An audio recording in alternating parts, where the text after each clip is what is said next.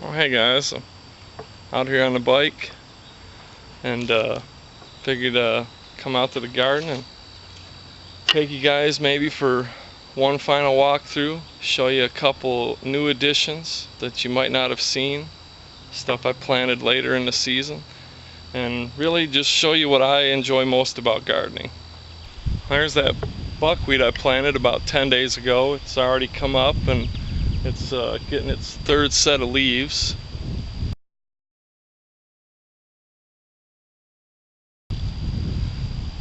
Another thing I didn't mention about buckwheat is it's a really fast growing plant, so if one of your other crops fails up in the summer, buckwheat is a good emergency plant that you can plant late season and still get some sort of a crop out of your garden. My okra, it's kind of been getting pruned ever since it popped out of the ground by the groundhogs and stuff, but amazingly enough it's getting little pods on it.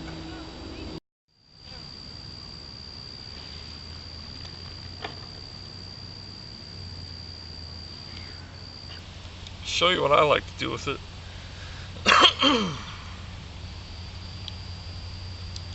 If my voice sounds rough, you know, it's just because I've been riding on the bike. My mouth is dry. That's all it is. But this should help with that. I can take these little pods and just eat them like they are.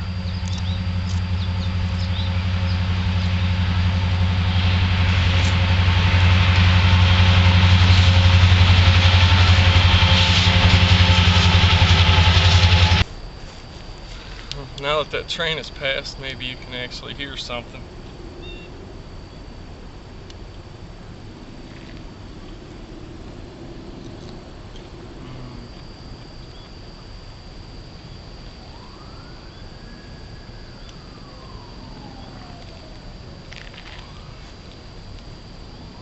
Another nice thing about using pesticides in your garden is you don't have to worry about just coming out here and eating the stuff right off the vine.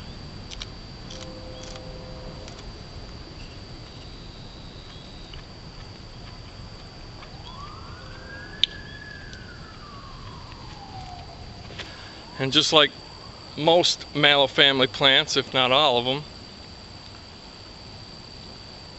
those okra pods are mucilaginous, so there's a nice soothing quality to your throat. Soothes the vocal cords, makes it a little easier to speak when your throat is dried out, like mine today. 4 petals. And little seed pods that run up the stem in like a little spiral staircase. Mustard family plant. These are those radishes that I'm letting go to seed. I don't know if I'll ever get to the seed point because I found out that these little seed pods, when they're still green and crisp, sweet, tastes better than a green bean.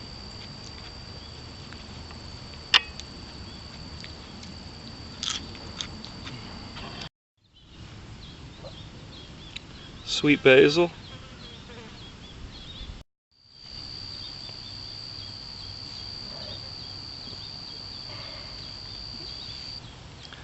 This one's already starting to go to seed. It's only been maybe a month since I planted this, but sweet basil is a good companion plant for tomatoes, and it's supposed to help keep bugs and animals away and stuff. Just supposed to be a real good all-around plant for your garden. And it goes great with tomatoes too. So my marigolds are off the hook. These are French marigolds. Kind of funny thing about the name is they're actually an American plant that was taken over to France and cultivated, and now we call them French marigolds. But they originated right here in the Americas. And as you can see, they're pretty easy to propagate. I planted this row from seed. This is actually third generation because I had some volunteers that sprang up from the seeds of the plants I bought this year, and I took the seeds from those plants and planted these. So when I harvest these marigold seeds, I'll already have had they'll be third generation heirloom. I didn't get a good opportunity to show this plant when it was in its glory, but these are the volunteer tomatillos, purple tomatillos that just came up on their own. I have a video, I think it's called Wild Edible Plants and Medicinal Plants in the Garden or something like that. I'll try and put a link below. But you can see this plant in its young stage in that video. That way if you have some volunteers come up, you won't be picking them thinking they're weeds. Try and give you a little close-up of the tomatillo. This one's not entirely ripe yet. But you pull that outer husk off and it's kind of sticky. Just eat it.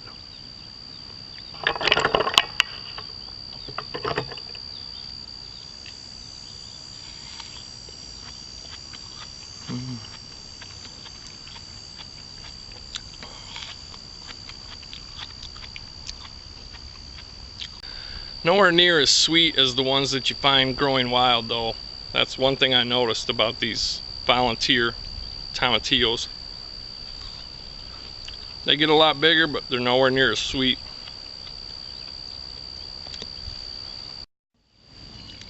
More volunteer marigolds. These are getting ready to bloom. I didn't even plant these. I just, well, in a way I did. I took seeds, and when I planted these beans here, I just kind of threw the seeds around on top of the soil, and the marigolds just kind of sprang up. That's what a young marigold looks like. In case you want to prevent yourself from picking it thinking it's a weed. Good companion plant for the entire garden. I tried to find some good information on these companion plants because I don't want to be using pesticides and stuff in my garden, and I want to keep the animals out. And marigold's a good plant, but I did read that it was not a good idea to plant marigolds with beans, and that was the only plant they said not to plant it with, and I'm just trying to figure out why that is. If anybody knows, you know, please answer. But I mean, apparently it does quite well because the marigolds are doing good and so are my beans. So I don't know, that might have just been some misinformation or something. I'd like to know the reason why though. Oh, I got a few other companion plants I'll show you. First I'm going to stop and have me some kale.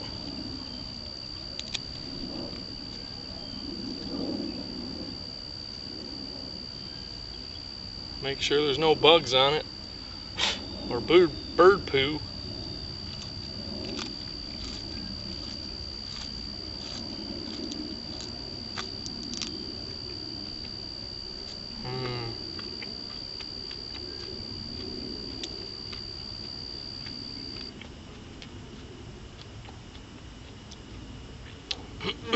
I don't know what your kale tastes like,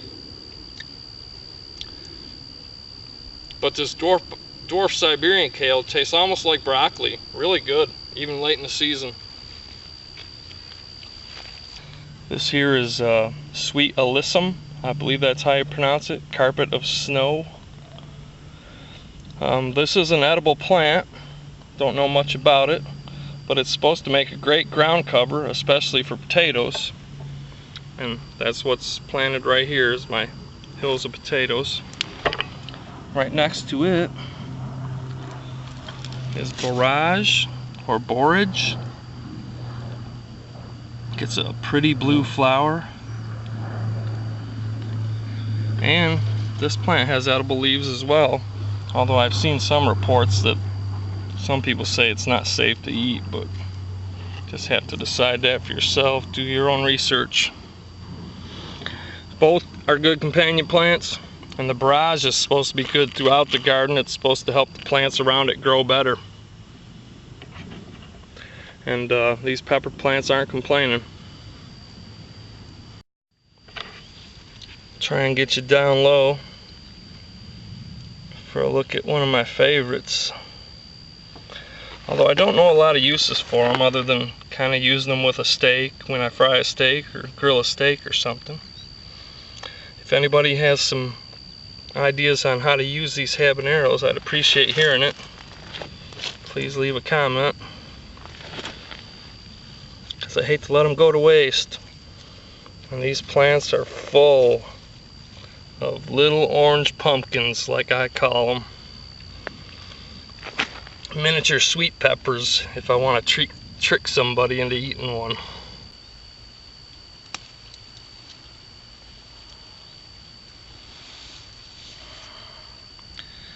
Better wipe it off. I don't think any germs could survive in me after eating one of these, but bottoms up.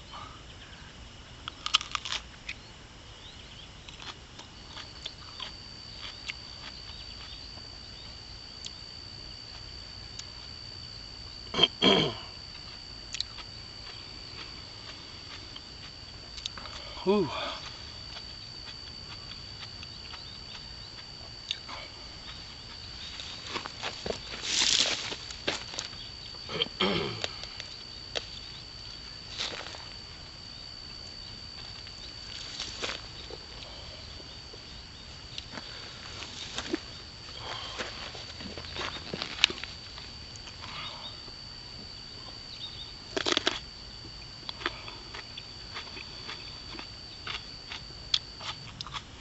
Ooh.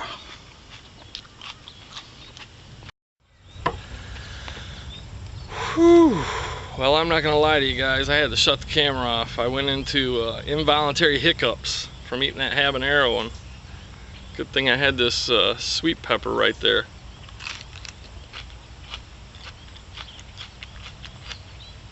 I couldn't even eat that whole thing. I think I might have ate half of it, if that.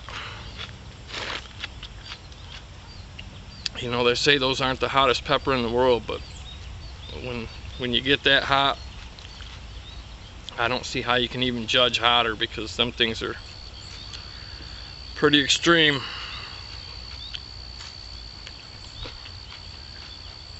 Nevertheless, you know, I find that if I eat a hot pepper, if I take something sweet afterwards, even if it's just a sweet pepper, it helps. That's the only thing I've found that helps. Hot peppers are really good for you though. They're packed full of vitamins, vitamin C, just the list goes on, but they're really nutritious, and they help with intestinal disorders. So if you do have a stomach bug or something, hot peppers are a good way to cure it. Oh, they're a way to cure it. Here's something else I planted from seed. This is the Old Mexico heirloom variety of zinnia. Very nice, very pretty, and another good companion plant for the garden to help keep the insects that you don't want out of your garden. I think it's insects, might be animals, but nevertheless, it's a good plant for your garden. I'll be saving seeds from these. I have some more right here.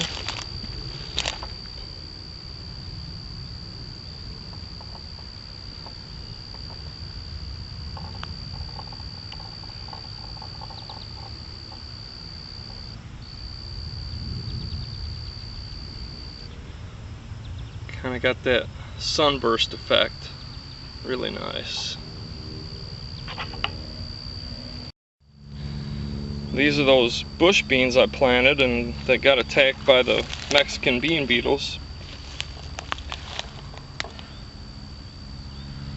And they are recovering slowly but surely. It's getting a little late in the season now.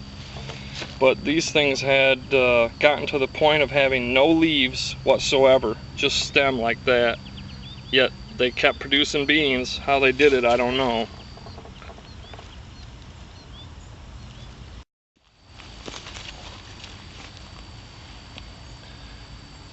These here are my late bush beans that I planted.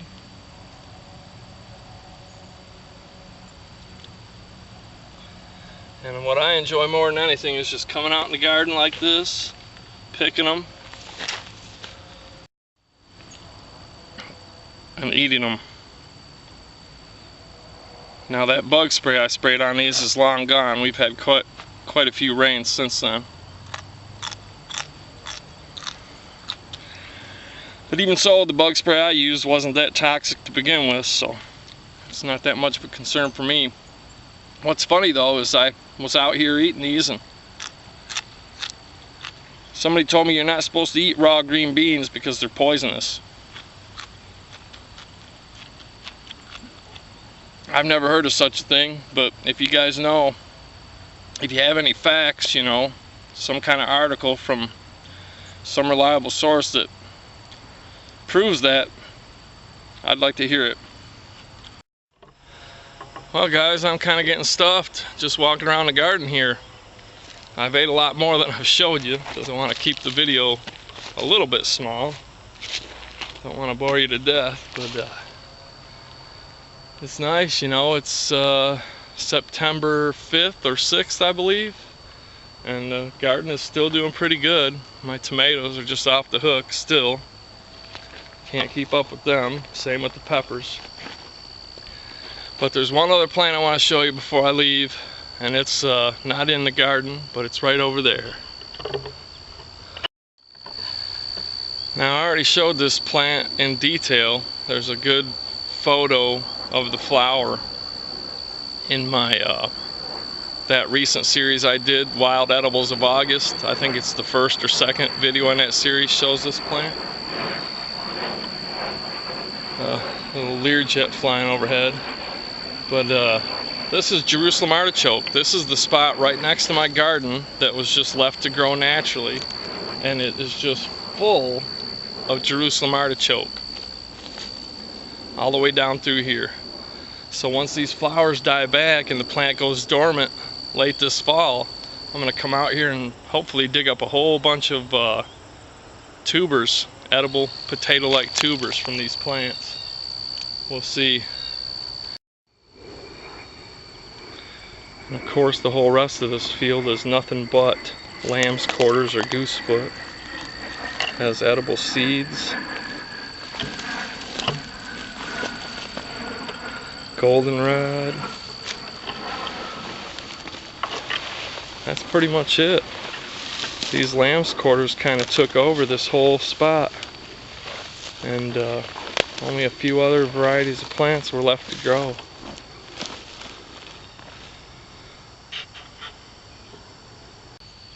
I've got one of those little unknown, what was supposed to be Amish paste tomatoes, just begging to be ate.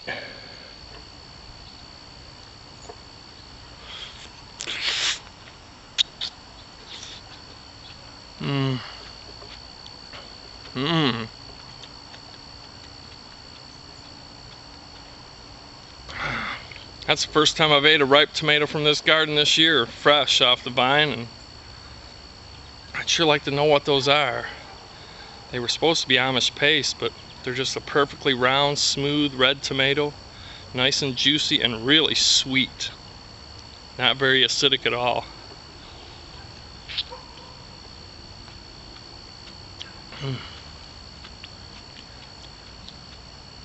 I'll be saving seeds from these and the others as well for next year, but I don't know if they'll come back the same. I don't know if it's a hybrid. I don't know what it is.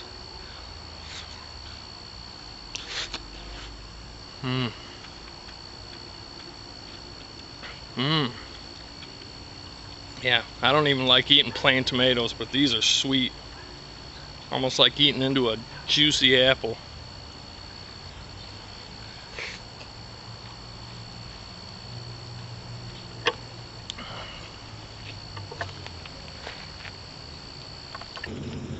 I said the garden's winding down, but you know, in a lot of ways, it's just starting.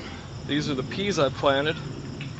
These are heirloom variety of sugar snap pea. I planted them right around the end of July or August 1st. It's been maybe 5-6 weeks, and as you can see, they're just now starting to produce peas.